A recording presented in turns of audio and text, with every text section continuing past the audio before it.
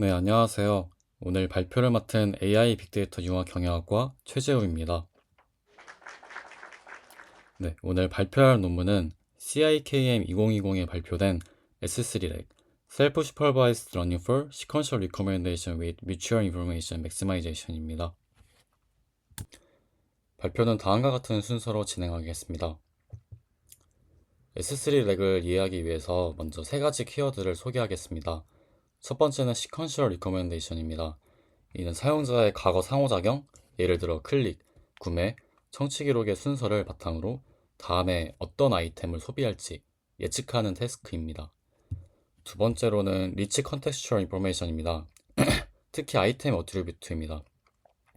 추천 시스템에서 아이템은 단순한 아이디만 갖는 것이 아닌데요. 예를 들어서 애플 충전기라는 상품은 애플이라는 브랜드, 전자기기라는 카테고리, 충전, 액세서리 같은 속성을 가질 수 있습니다. 이러한 속성 정보는 아이템 아이디만으로는 포착하기 어려운 의미적인 정보를 제공을 합니다. 세 번째가 제일 중요한데요. 이 셀프 슈퍼바이스드 러닝입니다. 근데 이 뮤추얼 인포메이션 맥시마이제이션을 하는 방향으로 셀프 슈퍼바이스드 러닝을 하겠다라는 것입니다. 그래서 명시적인 레이블만 사용하는 것이 아니라 데이터 자체에서 학습 문제를 만들어낸다는 것입니다. 그래서 S3렉은 단순히 다음 아이템을 맞히는 모델이 아니라 실제 추천 학습 전에 추천 데이터 내부의 구조적 관계를 프리트레이닝하는 모델이라고 볼 수 있겠습니다. 이제 순차 추천 문제를 조금 더 구체적으로 보겠습니다. 시퀀셜 리코멘데이션은 사용자의 과거 시퀀스에서 패턴을 학습해 다음 아이템을 예측을 하는 문제입니다. 기존의 연구에서는 이러한 시퀀스 정보를 학습을 하기 위해서 다양한 방식이 재현되었습니다. 특히 셀프 어테션 메커니즘을 활용한 방법들이 좋은 성능을 보였는데요. 대표적으로 버트4렉은 버트의 마스크드 랭귀지 모델링을 추천 시스템에 적용을 한 예시입니다. 또 FDSA는 아이템 아이디뿐만 아니라 속성 정보와 같은 컨텍스트 정보를 활용을 하면은 추천 성능이 향상될 수 있음을 보여주었습니다. 그래서 여기에서 중요한 거는 두 가지인데요. 첫째로 사용자의 행동은 단순한 집합이 아니라 순서가 있는 시퀀스라는 것입니다.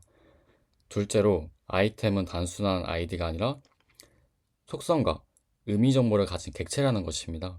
그래서 S3렉은 이 두 관점을 결합하는 방식으로 학습을 하게 됩니다. 기존의 시퀀셜 리코멘데이션 모델의 핵심 학습 신호는 다음 아이템 정답입니다. 그래서 과거 시퀀스가 주어졌다고 했을 때 실제로 다음에 등장한 아이템을 맞히도록 학습을 합니다. 이 방식은 명확하고 직접적이지만 이 두 가지 한계가 있습니다. 첫째로 지도학습 신호가 제한적입니다. 다음 아이템을 예측하는 슈퍼바이스드 러닝은 정답이 주어진 인터랙션만 학습을 합니다.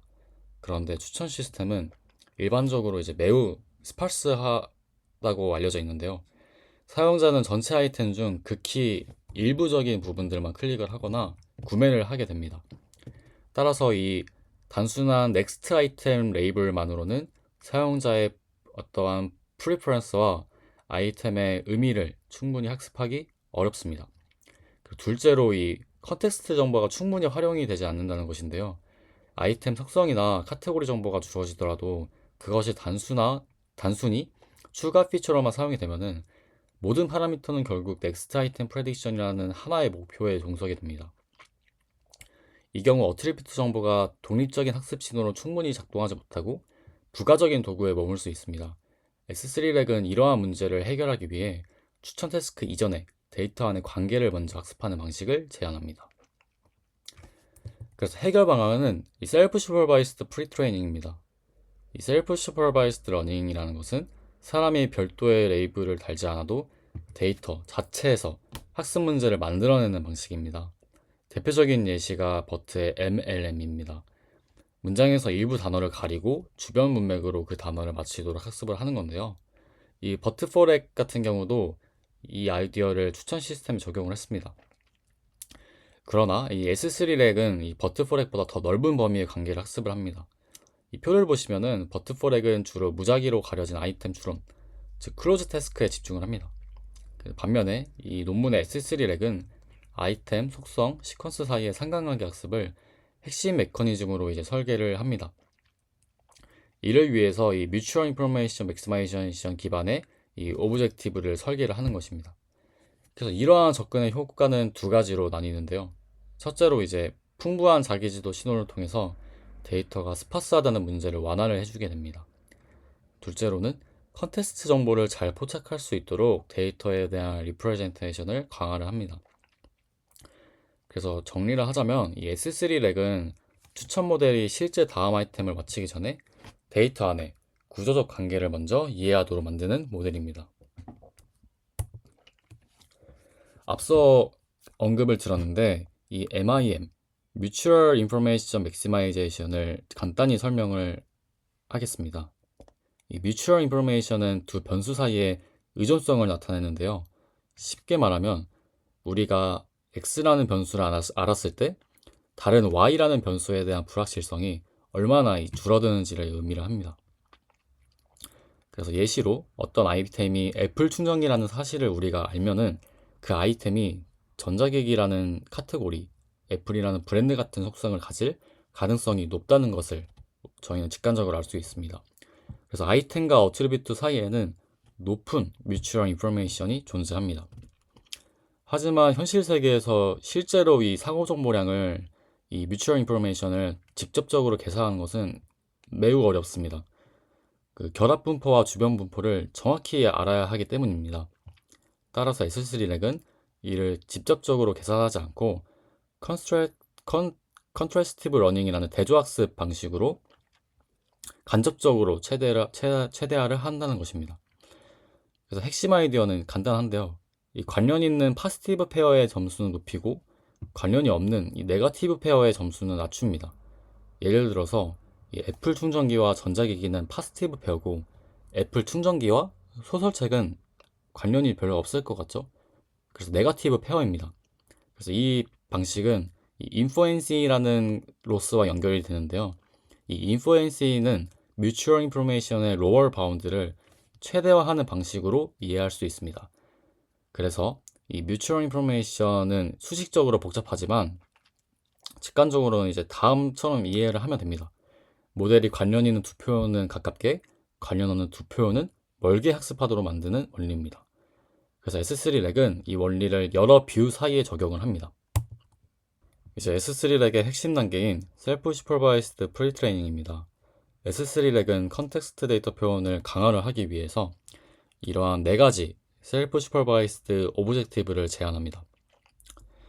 이 네 가지 오브젝티브는 각각 다른 관점들, 다른 뷰 간의 코리레이션을 학습을 합니다.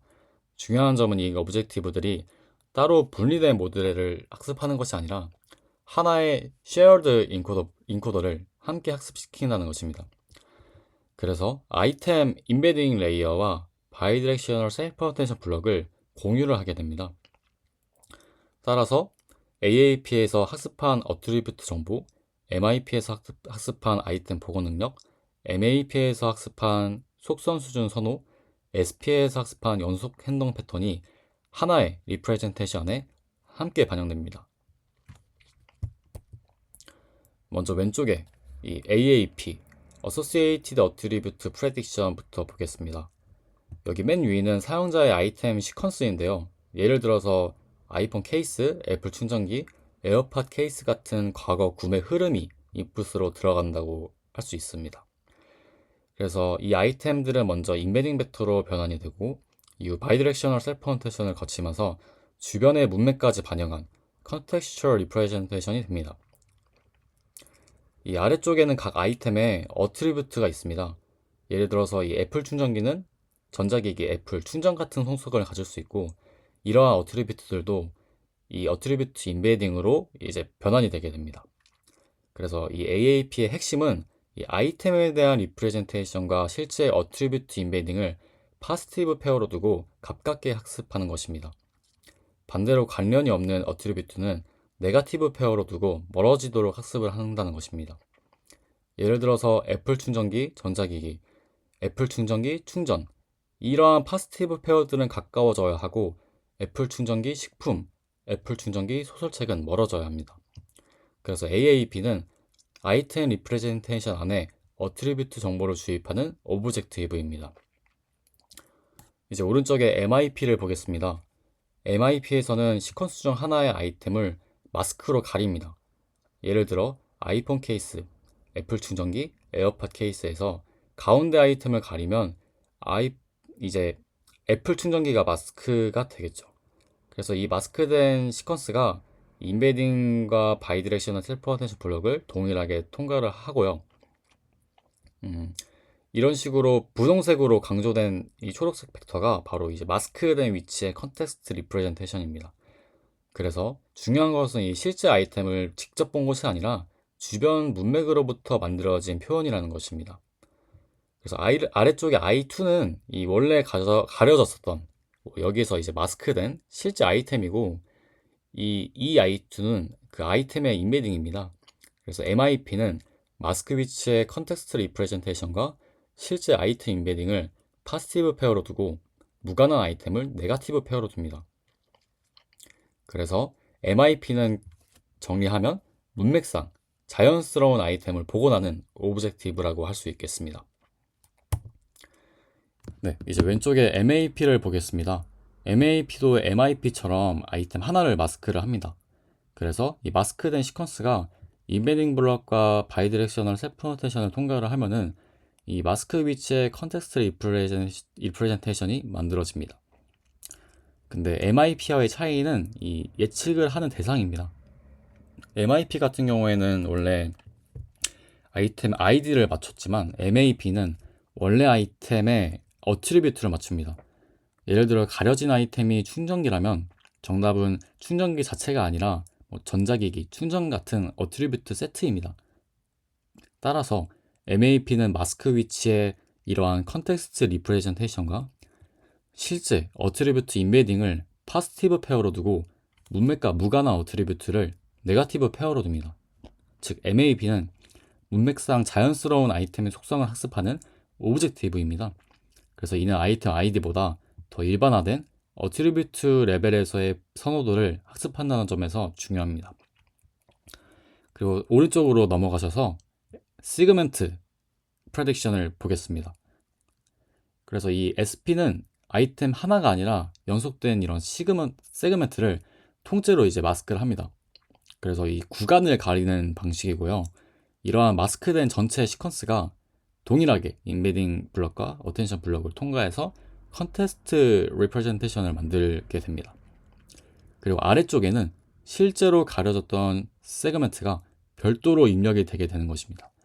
이 세그먼트 역시 인베딩과 셀프 어텐션을 거쳐서 세그먼트 리프레젠테이션으로 변환이 됩니다. 그래서 이 SP는 이 마스크된 시퀀스 컨텍스트와 실제 세그먼트 리프레젠테이션을 파지티브 페어로 두고 무관한 세그먼트를 네거티브 페어로 둡니다. 예를 들어서 이게 잘 생소해서 이해가 잘 안 가실 수도 있는데 이 인풋이 뭐 아이폰 케이스, 마스크, 맥북 파우치라는 문맥이 있다고 치면은 이 애플 충전기 에어팟 케이스는 그래도 문맥상 적절한 시퀀스가 되겠죠. 적절한 서브 시퀀스가 되는 건데 이거를 파지티브 페어로 두고 네거티브 샘플링을 통해서 뭐 운동화, 스포츠 양말 이러한 시퀀스가 들어왔다고 했을 때 해당 세그멘트는 이제 네거티브 페어로 둬서 학습을 시키는 것입니다. 이러한 이제 오브젝티브를 뒀을 때 단일 아이템보다 더 안정적인 연속적인 행동 패턴을 학습하는 오브젝티브라고 할 수 있겠습니다. 그래서 뭐 이 연구에서는 이 SP를 도입을 했을 때 할인이나 뭐 유행을 따라서 산 그런 우발적인 행동의 패턴들을 뭔가 이러한 시퀀스 부분 시퀀스의 내재적인 표현을 따로 학습을 명시적으로 함으로써 그러한 부분들을 이제 강건하게 학습을 할 수 있다고 보고요. 중요한 것은 이 네 가지 오브젝티브가 각각 다른 모델에서 학습이 되는 것이 아니라 이 공통적으로 나오는 이 인베딩 블럭이랑 어텐션 블럭들 있잖아요. 이런 것들은 다 공유가 되는 것이므로 이 하나의 모델이라고 이제 봐주시면 되겠습니다. 그리고 이제 프리 트레이닝 끝난 후에 이 파인 튜닝 단계로 넘어가겠습니다.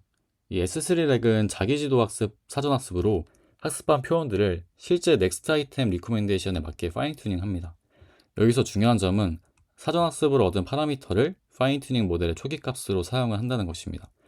왼쪽의 프리트레이닝 블럭에서는 AAP, MIP, MAP, SP를 통해서 바이디렉셔널 인코더가 학습이 됩니다. 이 과정에서 인베딩, 포지션 인베딩, 트랜스포머 셀프 로테이션의 QKV 가중치, FFN, 레이어 노멀리제이션과 같은 인코더 파라미터가 학습이 됩니다. 오른쪽의 파인 튜닝 블럭에서는 이 파라미터를 초기 값으로 사용을 한 뒤 실제 시퀀셜 리코멘데이션 태스크에 맞게 조정을 합니다. 입력은 사용자의 과거 아이템 시퀀스이고 출력은 다음 아이템입니다. 그래서 프리트레이닝이 일반적인 표현력을 학습하는 단계라면 파인 튜닝은 이 리프레젠테이션을 실제 추천 오브젝티브에 맞게 미세 조정하는 단계입니다. 그래서 프리트레이닝에서는 바이디렉셔널 셀프 로테이션을 사용을 하고 이 파인 튜닝에서는 유니디렉셔널 트랜스폼을 사용을 합니다. 실제 추천 시점에서는 미래 아이템을 알 수가 없기 때문에 이제 단반향 어텐션 트랜스포머를 사용을 하는 것이고요. 모델은 과거 정보만으로 다음 아이템을 예측을 해야 되기 때문에 이 캐주얼 마스크를 적용을 하게 됩니다. 이제 파인 튜닝의 손실한 수인 페어와이스 랭킹 로스를 보겠습니다. 이제 왼쪽에는 사용자 컨텍스트가 있는데요. 사용자의 과거 시퀀스 i1부터 i3가 트랜스포머를 통과하면은 마지막 히든 스테이트인 이제 HT가 이제 생성이 되게 됩니다. 그래서 HT라는 것은 현재 사용자의 선호를 요약한 벡터입니다.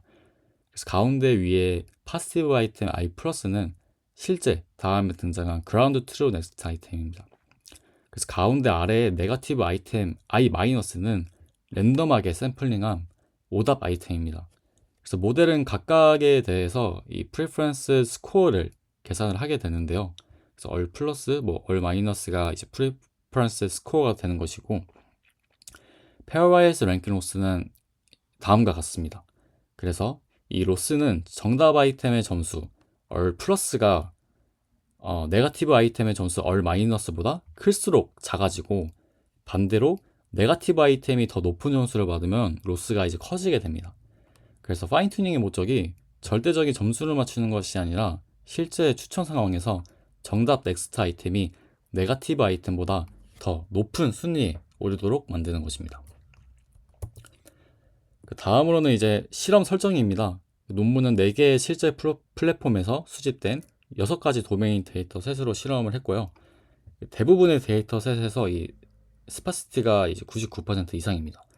이는 사용자와 아이템 간의 상호작용이 매우 희소하다는 의미입니다.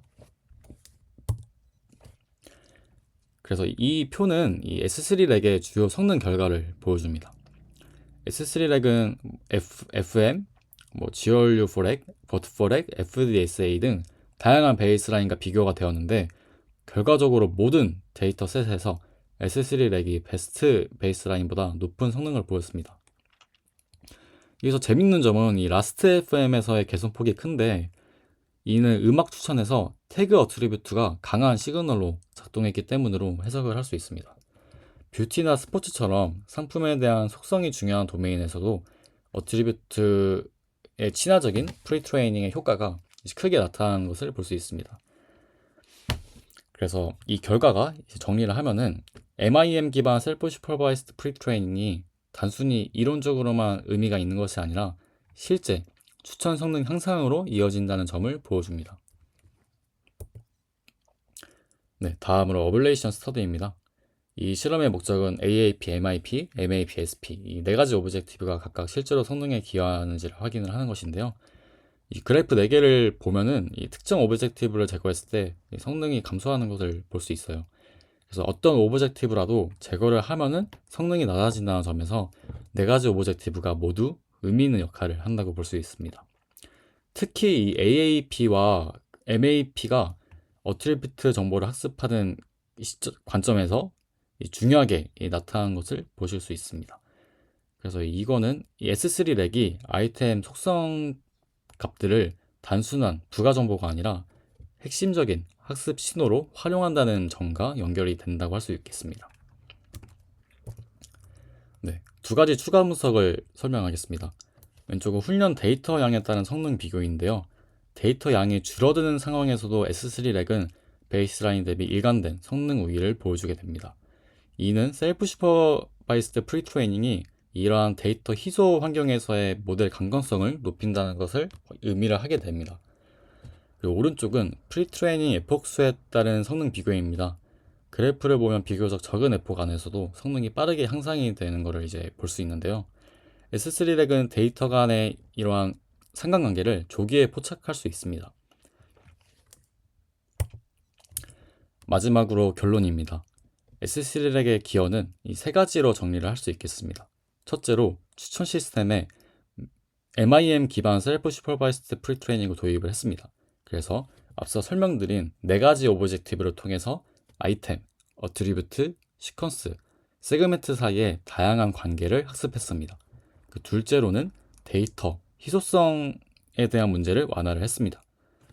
추천 시스템은 본질적으로 스파스한 데이터 환경에 놓여져 있는데요. S3 렉은 넥스트 아이템 레이블 외에도 데이터 내부의 다양한 관계를 학습 신호로 활용을 함으로써 더 풍부한 리프레젠테이션을 얻습니다. 셋째로는 다양한 도메인과 베이스라인에 대한 일반화 성능을 입증하였습니다. 서로 다른 데이터 셋에서 일관된 성능 향상을 보였고 어버레이션 스터디를 통해서 각 오브젝티브의 기여도까지 확인을 하였습니다. 다만 한계도 있는데요. S3 렉은 이러한 아이템에 대한 어트리뷰트가 의미 있게 제공이 될 때 강점을 가지게 됩니다. 따라서 어트리뷰트 품질이 낮거나 사용할 수 없는 도메인에서는 효과가 제한이 될 수 있습니다. 또한 네거티브 샘플링과 프리트레이닝 오브젝티브 설계에 따라서 성능이 천차만별로 달라질 수 있으므로 실제로 적용을 할 시에는 도메인에 맞는 설계가 필요합니다. 이상으로 S3 렉 발표를 마치겠습니다. 들어주셔서 감사합니다.